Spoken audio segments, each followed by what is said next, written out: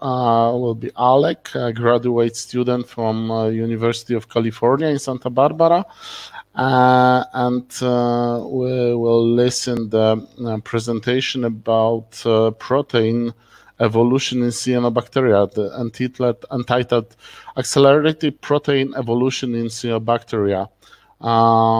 Alec, are you with us? I don't see you. Oh, hello. Nice to meet you. I'm happy that you are here. I invite you to present your PowerPoint presentation about accelerated protein evolution in cyanobacteria. You can start. Okay. We can you see it? Yes, we see your presentation. Great. You can start. All right. Thanks so much for having me. I'm really interested in this topic, and I'm excited to share it with you. So I'm going to be talking about accelerated evolution of signal transduction proteins in cyanobacteria. This is a painting of early Earth, and on the bottom you can see columns made by microbial life. These are called stromatolites, and stromatolites date as far back as 3.5 billion years ago and are the earliest evidence of photosynthetic organisms on Earth that we have, earliest fossil evidence. These things were made by ancestors of cyanobacteria, and as the inventors of multicellularity and oxygenic photosynthesis, the cyanobacterial lineage is very interesting in its own right. But today I wanted to talk to you about their ability to accelerate the evolution of certain proteins using what is known as a diversity-generating retroelement.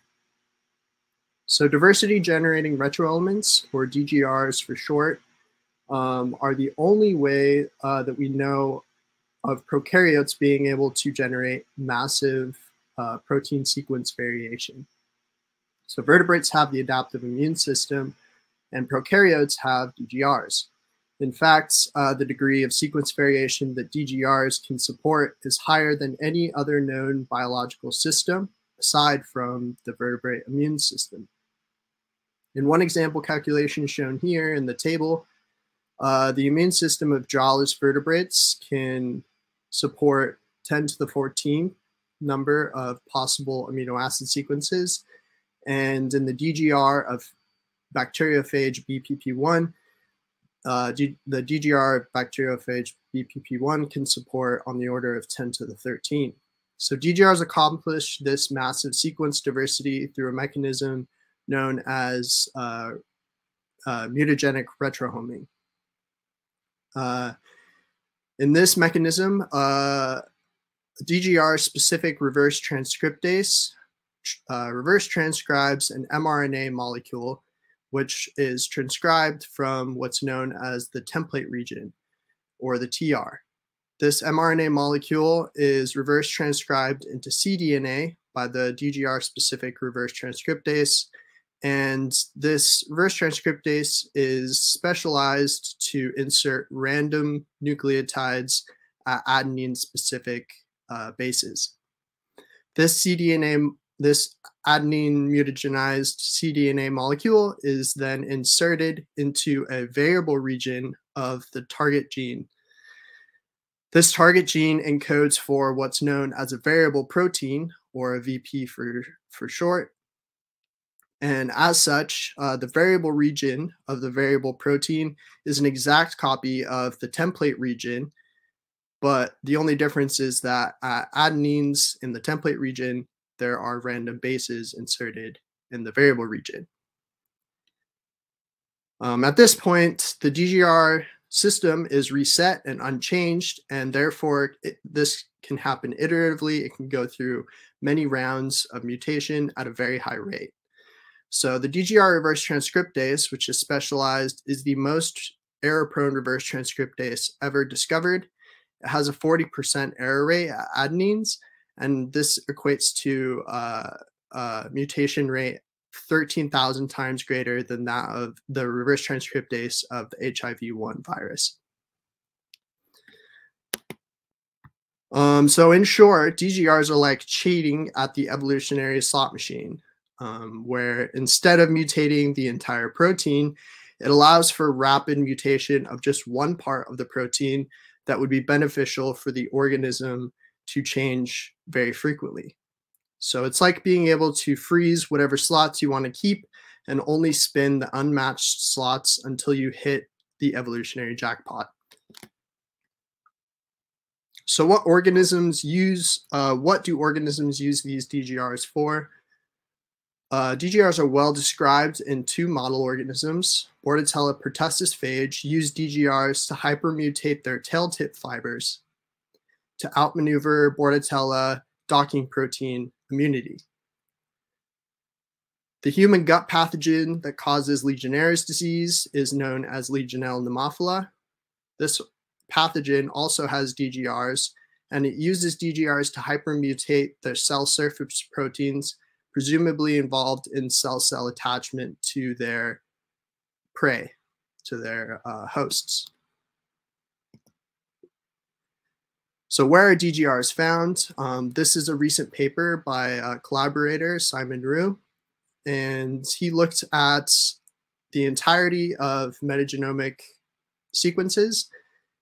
This vast metagenomic data set, he looked for DGRs in it, and he showed that DGRs are widely prevalent, and they group into 6 specific clades. DGRs are found most prevalently in the candidate phyla radiation, or CPR, and the FCB superphylum. They're also pretty prevalent in firmicutes and cyanobacteria as well. They're found in groundwater, aquatic environments, the human gut, and in rumen fluids, as well as marine environments. So they're kind of everywhere. I was interested in the cyanobacterial DGRs for a few different reasons. And these are DGRs belonging to DGR clade 5 mostly. The reason why I'm interested in cyanobacterial DGRs is that the Bordetella phage that we've talked about use DGRs to hypermutate their tail tip fibers. This is an attack mechanism, and pathogenic bacteria, as well as the candidate phyla radiation microbes.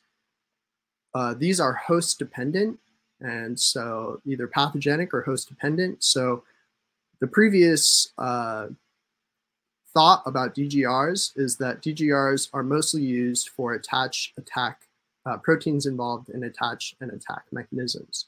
So cyanobacteria being neither pathogenic nor host dependent, we are wondering what DGRs could possibly be used for and what benefit they could provide this phylum. Cyanobacteria are also very interesting in terms of their evolutionary history. So the earliest fossil evidence shows their ability to form filaments at about 2.5 billion years ago. They are the first multicellular cells capable of oxygenic photosynthesis, and at about right after their ability to form filaments was gained, we see phylogenomically evidence of rapid evolution. Immediately following this, we see the Great Oxidation Event in Earth's geological record, and this likely led to global cooling in what's known as the snowball Earth, likely occurred. And during this time, a lot of the anaerobic life that was on Earth went extinct, likely, and cyanobacteria were able to expand into the ecological niches that were available and gain the ability for cellular differentiation into different cell types such as heterocysts, basocysts, aconites, and gain the ability to form true branching morphologies. And this is also very unique among prokaryotes. So we wanted to ask the question, what evolutionary advantage may DGRs have provided to the non-pathogenic cyanobacterial phylum? We did this by looking at the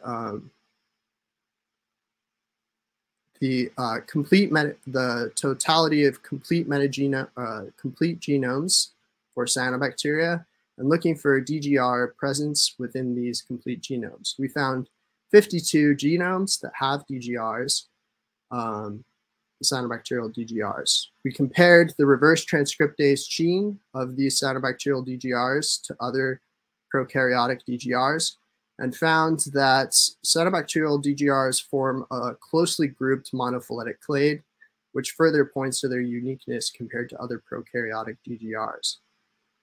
We propose that these DGRs were not only unique in sequence, but also unique in the function that they are used for, compared to other functional roles of prokaryotic DGRs. So expanding this monophyletic clade, we can see more detail. On the far right, we have cyanobacterial DGR RT reverse transcriptase tree. So this is a tree of the reverse transcriptase gene amongst cyanobacteria reverse transcriptases. And on the left, we have a ribosomal protein tree, which is a representative taxonomy of the cyanobacterial phylum. Color indicates the morphological complexity, with warm colors being unicellular cyanobacteria or simply colonial cyanobacteria, and cooler colors are ranging from filamentous to true branching and multicellular morphologies. Those that contain DGRs have boxes filled in on the left next to the species and the taxonomy tree. So from these trees, we can see that DGRs are widely distributed across cyanobacterial genera and across all the different morphologies. And we can see that the reverse transcriptases form 3 clades. We also see that horizontal gene transfer is apparent. So when looking at DGR containing genera, I filled in the genera that have the highest incidence of DGRs. We found, for example, 5 genomes within Leptolingia that have DGRs. And these genera that I have bubbled in have the highest incidence, and they are also morphologically complex. They range from subsection 3 to 5, meaning that they can form filaments all the way to true branching in some cases. Alec, we have 3 minutes more or less. Okay, thank you. To us, the most interesting thing was to see how often serine threonine kinases were reported to be functional as the DGR target. So when looking at the variable protein of these cyanobacterial DGRs, we see that there are C-terminal lectin-like domains that are being hypermutated, and these domains are just general ligand-binding domains. These modular domains are often grafted to an N-terminal functional domain, and most often this is a serine threonine kinase. We also have proteases, nucleases, toll interleukin-like receptors. These are all have the common functionality of being related to signal transduction and transcriptional regulation. And this is very unique to cyanobacterial DGRs. We don't see this functionality for variable proteins in other prokaryotic DGRs. So we see that DGRs are enriched in morphologically complex lineages of cyanobacteria, and this also gives us a new paradigm for what DGRs are useful for. They are not exclusive to attack mechanisms, and they are used for different intracellular processes in cyanobacteria, such as signal response and gene regulation. This begs the question, what role could DGRs have played for the rapid niche expansion that we see in the cyanobacterial lineage evolution? I would like to acknowledge my advisor, Dr. Dave Valentine, and my close friend and collaborator, Blair Paul, who has spearheaded this work and is looking to do experimental work on cyanobacterial DGRs moving forward. Also wanted to thank 2 high school students, Annika Ganesh and Krishna Desari, for their work on this project. They did a great job, and they're co-authors on the publication. I'm really proud of them. From funding, I'd like to thank the Bridge to the Doctorate program and the Graduate Research Fellowship program, as well as the Institute for Collaborative Biotechnologies. Yeah, that's it. I'll take any questions. Thank you, Alec. We have a few questions on the chat. The first one is from Tomek Zajkowski. I don't know exactly to which slide is it, but he's asking phylogenetic tree of DGR distribution that you showed is for bacteria only? The phylogenetic tree of so this one? This is for prokaryotes. So DGRs are found in archaea, viruses, and this one has archaea and bacteria in it. I don't believe we included any virus DGRs. Oh, okay. The next one is, are these mostly pathogens? It's also, I'm not also fully understand to which part of the presentation this. Tomek, can you ask a more specific question, because I really don't know to which part of presentation you ask. Are these pathogens? Most DGR, not all of them. I wouldn't say that they're mostly pathogens. There are also host dependent or like symbiotic microbes that have these things, but a lot of pathogens have DGRs as well. Okay, next from Tomek, 52 genomes have DGRs. How many other cyanobacteria genomes are there? There are a lot, especially within Synechococcus and Prochlorococcus, but we don't see Synechococcus or Prochlorococcus. There's no evidence of DGRs in these unicellular microbes. And last question from Tomek, very interesting, the comment. And why did you mark snowball Earth on one of the last slides? I didn't, there's no reason for it. I kind of just used previous figure. Okay. And I see also the questions from Leo. Could DGRs be used to help to directed evolution in eukaryotes as well, or to be transferred easily between clades? How analogs transferable are they between clades? So this is a very good question. Obviously, it has huge directed evolution implications. It has never been shown that these things work in eukaryotes, and they are not found in any eukaryotes. And we don't think that they are very easily transferable between clades. Papers are trying to work up their use in E. coli right now, so that we would have a model organism to do this type of mutagenesis in. But as I understand, no, there's not a large amount of success in this area right now. But it is definitely a huge interest in the directed evolution community, I think. Okay. I have also questions from me.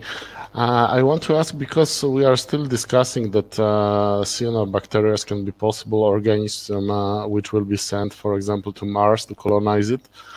And I want to ask if these DGRs can help in such colonization potentially, or they will be not connected with this. I don't know. Maybe it's a bit stupid. So that's question. something that I'm very no, it's not. This is something that I'm very interested in personally, and yeah, I think it would be great if we could see how DGRs operate in space. One of the big problems with DGRs is we don't know how to turn them on or off in the native organisms that they are in, and so we need to find what those on and off switches are for expression in order to use them for space colonization purposes. I also want to ask maybe if it is possible to test how these DGRs work in Mars-like conditions, for example, in these chambers which simulate Martian conditions. It would be great. Yeah, I would love to definitely do that. Yeah.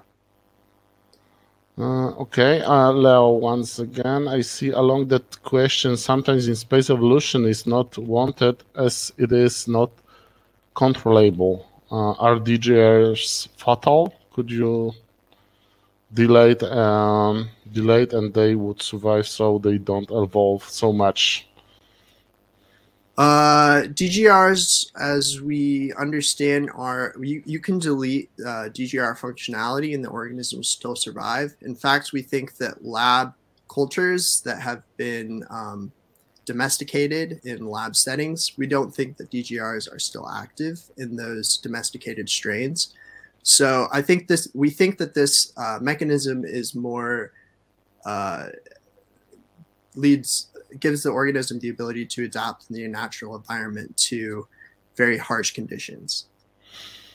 Okay, I see the next question from Tomek, but sorry, but we need to finish because it's time for the next presentation. Then thank you, Alec, for your interesting presentation and nice discussion.